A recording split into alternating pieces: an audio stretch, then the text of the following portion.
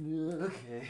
So some of you guys are going around with a gratuitous amount of lower body pain, everything from your lower back down to your ankles. But did you know that your body can and will tell you what specific parts of your person are causing you grief that's causing this lower body pain? So I'm gonna give you a training tidbit. I'm gonna take you through the same screen that I take everyone at our gym through so that I can see how they're moving and so that I can hopefully help them better understand what they need to do during their warm-ups and why we're doing the warm-ups that we do in order to help fix their dysfunctional movement patterns. So, simple, simple, simple. It is a squat sit. Ha-cha! So literally, all you do is sit down here like this, and your body's gonna give you a readout, and it's gonna give you some diagnostics as to what's going on, what's not going on. Now, ideally, what you're looking for, let me turn aside. You're looking for flat feet, hip crease below the knee, ankles, very flexible, very mobile, knees going forward and pointing in the same direction that your toes are pointing, and your back is nice and straight.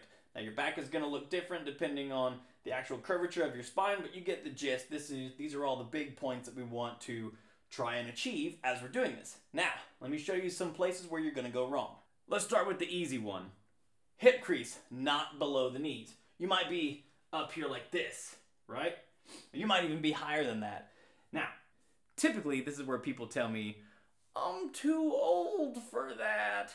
You're wrong. Let me show you another screen. So this screen is super easy, and this is how you find your specific squat stance. What you're gonna do, you're gonna take one knee, bring it up into your chest, and then push it, pull it off to the side, pop it. So you wanna make sure that you find a spot where it's neutral. You shouldn't feel bone jamming up next to bone. That's not good, that's not comfortable, and that's not gonna do you any favors. So bring it up to your chest. If you feel bone jamming up into bone, just bring it over this way. Make sure you get into a spot where it feels like a good neutral position. Now, once you find that spot, you're gonna do the same thing with the other leg. Bring it up, bring it off to the side, find that good neutral position. Now, I want you to look at something here. I'm gonna put my head down and look at where my back is. It's nice and flat. See my hip crease? It's below my knee. And my knees are pointing in the same direction that my toes are pointing. So this tells me that I have the hardware to get into the bottom of this squat position. Now, if you can't get here and you feel bone or you feel muscle or you feel some kind of tension, that's awesome, because that means that, like, if I'm pulling this up right here and I feel my hamstrings screaming at me, congratulations, you just found an area that can use a little bit of improvement. You don't even have to get into a squat sit, doing the full thing. This is fine too, because it's going to give you lots of good information. So go stretch out your hamstrings, see if you can get it up there a little bit more without any pain. If you guys have any pain while you're doing this, we're talking sharp shooting pain, stop. You need to go check with your doctor and get squared away. But if you don't feel any of that and it's just tension or muscle tightness, that's stuff that you can fix. So once you're here, look down at your feet. That's your squat stance. So what you want to try to do is have a friend come and help you, or try to roll forward, boom, into your squat stance. And hopefully you found the right spot and you're able to get into a good squat position. Ta-da! So we know that we have this hardware to do it, but something about our software isn't working out. That could be because your hip flexors are too tight, could be because your hamstrings are tight, your hips are tight, calves are tight, could be a lot of different things, but just take note of it. We're just trying to get diagnostics, or just trying to get overall lay of the land. But let's go back to our original problem. You're not getting depth. Now, of course, there are lots of things that could be happening here, so let's get back to it. If you're not getting depth and your knees are way behind your toes, this could be an ankle mobility problem, which could be tight calves. I like to start with the easiest solution, because if it's an easy solution, that's a good day. So what you want to do, if you are going down and you find your chest way over here like this and your knees are really far back like that, try stretching out your calves. There's lots of good ways to stretch out your calves. You can do it the old tried and true, put your hands on a wall and try to push your heel down to the ground. Down dogs are a great way. If you have a foam roller or a lacrosse ball, you can put that lacrosse ball or that foam roller right there on the calf and just rock back and forth on it, flick your foot. So give that a go, and then see if you can get a little bit lower in that squat. Okay, so let's say that your knees are tracking forward all right, but you cannot get any lower because hips are tight. Hips are tight, hamstrings are tight, your quads could be overly dominating this movement.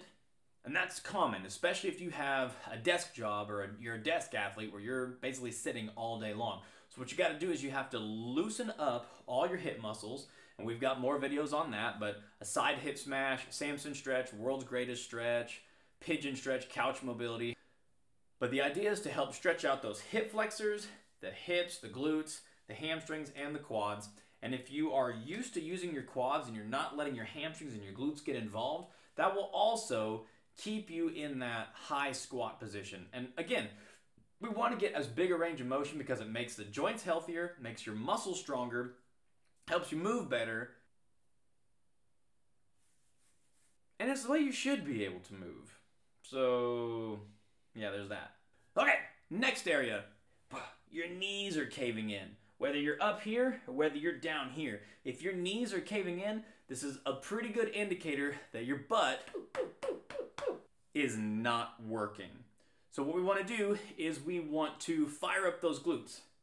And there's lots of different ways to do that. You can do a glute bridge. If you have mini bands or bands, you can do banded side steps. You can do single leg glute bridge. You can do heel touches, kickbacks. There are a bunch of different ways in order to wake up those glutes. Matter of fact, we have videos on how to mobilize your hips. So be sure to go check that video out. So try activating your glutes, and then get back into that squat and see if you can get your knees to go off to the side. Now, another reason your knees might be caving in is because your adductor are way too tight. And if they're really tight, they're gonna basically draw your legs in like this. So you can do things like a frog sit or sumo squat to stretch those bad boys out. And they're big, strong muscles, so you might need to spend a little bit more time there than you will, say, your calves. Okay, next problem area. Your heels won't stay down.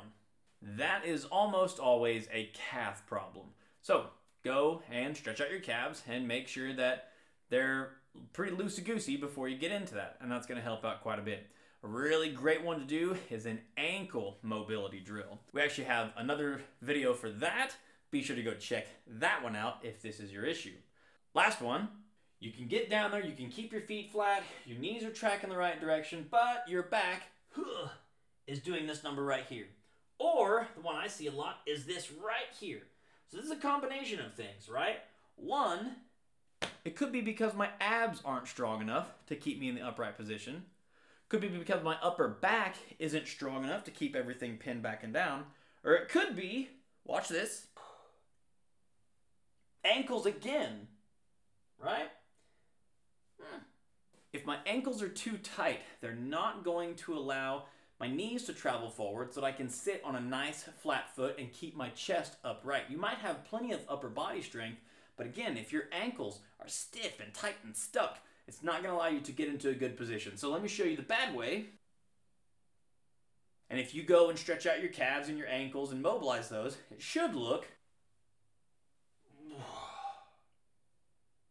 So that's a real quick way to use the squat sit as an assessment to help you eliminate joint pain, muscle tension, and stiffness that's preventing you from getting into a good squat position, but more importantly, preventing you from living life pain-free.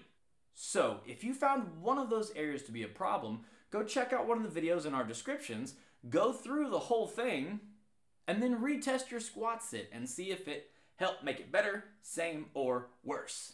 Guys, quit living with joint stiffness that you can fix by just doing some simple stretches and activation exercises. I mean, seriously, what's it gonna hurt you? Taking 15 to 30 minutes out of your day in order to move better, which is gonna make you feel better, which is gonna help you get into a better mood, and you'll pretty much solve world hunger after that. So go, check out those videos. Move better, feel better. All right, that's your training tidbit. Now get out of here.